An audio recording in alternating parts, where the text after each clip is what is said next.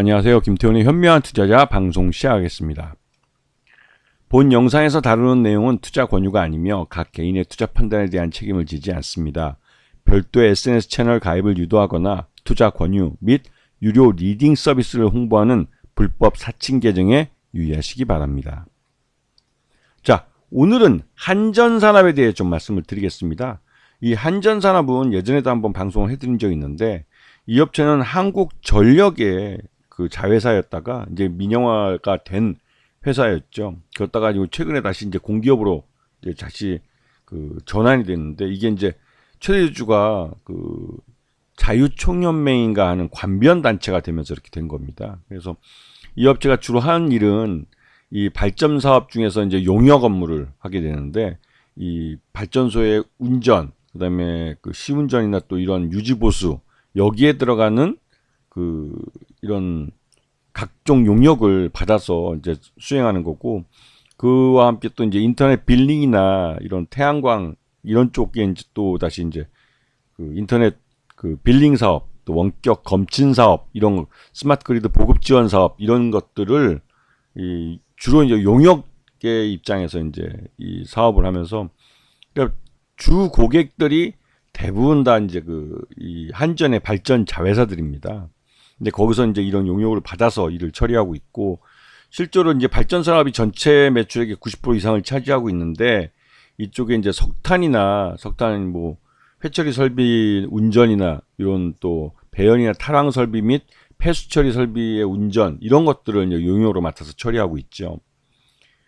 그리고 이 업체의 이제 고객들을 보면 이게 대부분 이제 남동발전이나 중발전 이런 발전 이 자회사들의 그 발전소들, 이 발전소들이 주로 이제 그 주요 고객들이 됩니다. 이제 삼천포 발전소나 여수 발전소, 고성, 뭐 이 발전소 같은 경우는 운전과 정비 분야 모두를 용역을 받아서 이제 하고 있고요.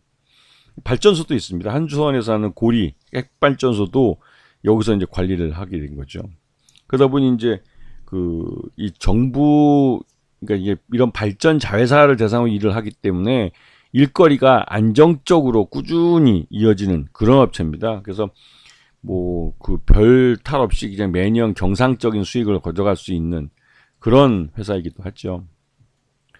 그리고 이제 수주 사항도 보면 이게 뭐 전국에 뭐 남동발전이니 뭐 남부발전이니 동서발전이니 각 발전사별로 매년 이제 꾸준히 이어지고 있기 때문에 그 계약 기간도 1월 1일부터 다음 해 뭐 몇 년, 뭐 5년 이렇게 장기 계약을 맺고 해서 전체적으로 안정된 그 일감을 갖고 있는 회사이기도 합니다.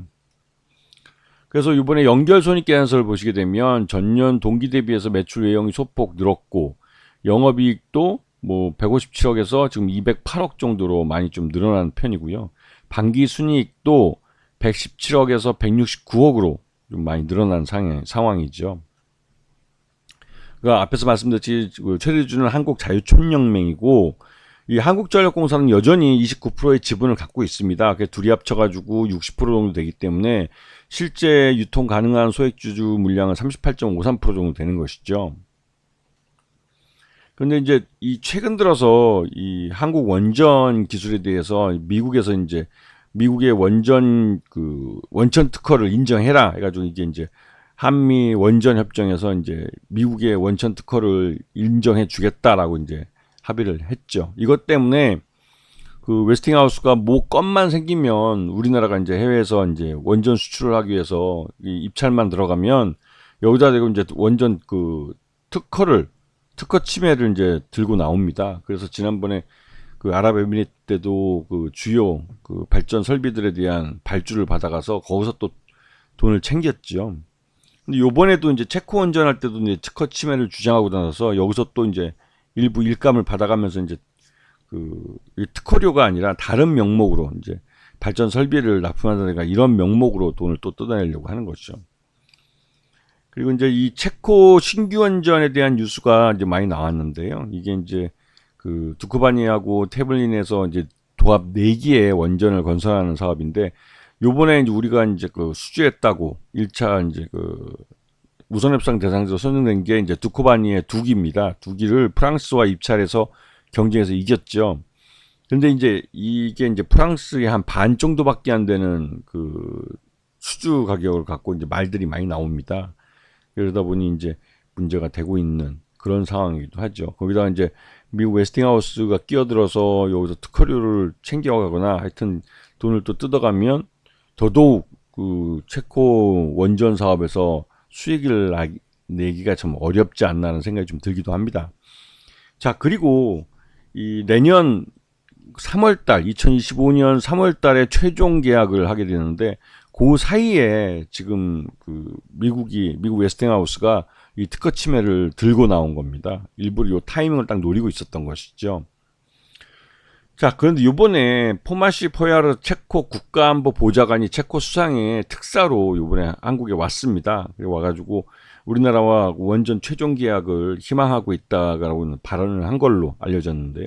이러면서 이제 오늘 그 한국 그 한전 기술이 이제 한전 산업이 주가가 아주 급등을 해버린 겁니다. 그런데 이게 참 이상한 게 그 보시면 아시겠지만 이 팀 코리아라고 해가지고 요번에 이 체코 원전을 수주하기 위해서 그 한국 수력 원자력을 중심으로 해서 뭐 한전 기술이나 한전 원자력 연료, 한전 KPS, 두산 에너빌리티, 또 대우건설 이런 업체들이 모여서 팀 코리아를 조성했습니다. 그러니까 실질적으로 한국 수력 원자력이 이 체코 원전을 수주할 때 여기 그 체코 원전을 건설하는데 참여하는 업체들이죠.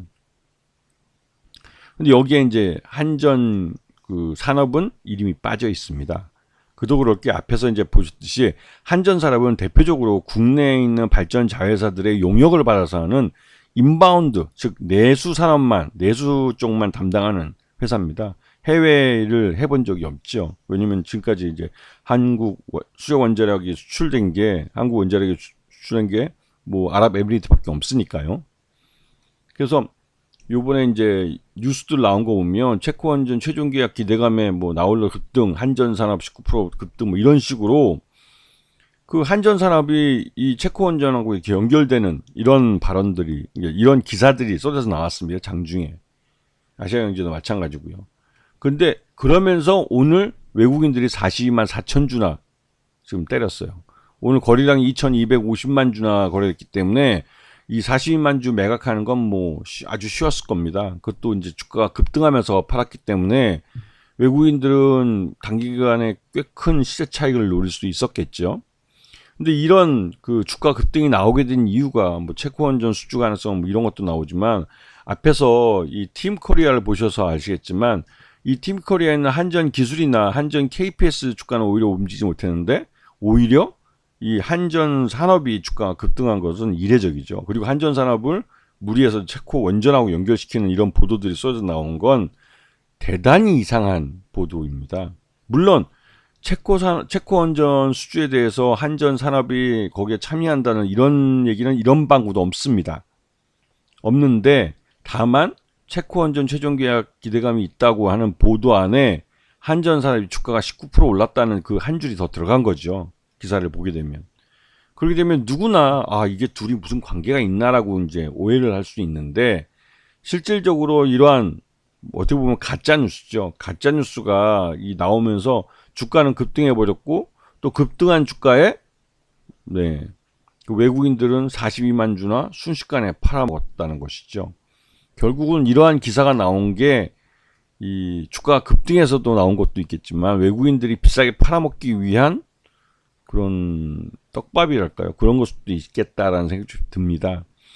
근데 한전산업이 2분기 실적 기준으로 봐서 적정 주가 한 26,000원 정도로 평가됩니다. 이 26,000원이라는 주가를 지금까지 가본 적이 없는 전인미답의 그 주가이기도 한데 이 한전산업이 주로 이제 하는 일들이 기존 이제 한국전력의 발전 자회사들로부터 용역을 받아서 하는 거기 때문에 안정적인 일감이 있고 경기 침체일 때는 이런 안정적인 경기 방어주 성격의 이런 그 종목들이 오히려 안전한 도피처가 될 수도 있습니다. 그만큼 이 한전산업은 안정적인 일감을 갖고 있는 회사이기 때문에 매년 뭐 크게 뭐 비용을 늘리는 일이 없다면 꾸준히 매출 실적도 있고 또 영업이익이나 당기순이익을 낼 수 있는 그런 회사가 있죠. 그런 면을 잘 보시고 이번처럼 이렇게 한전산업이 이제 뭐 채권전이나 전혀 이제 그쪽 사업에 뛰어들지도 않는데도 불구하고 이런 뉴스가 나올 때 주가가 급등하면 이거는 누군가 팔아먹으려는, 즉 오늘 같은 경우 외국인 투자가들이 대규모 그 수량을 이제 40몇만 주를 팔아먹었죠. 이런 대규모 기관 투자가나 외국인 투자가나 이런 대규모로 팔아먹으려는 쪽이 언론 플레이를 할 수도 있다는 것을 염두에 두셔야 됩니다. 그래서 항상 그 종목에 대해서는 미리 공부가 돼 있어야 돼요. 주가가 급등하거나 급변동을 할 때 그 급변동하는 이유를 알고 대처를 하는 것과 그렇지 않고 대처를 하는 것은 분명 그 다른 결과를 가져오기 때문에 그렇죠. 아시겠죠? 자, 오늘 방송 여기서 마치겠습니다. 감사합니다.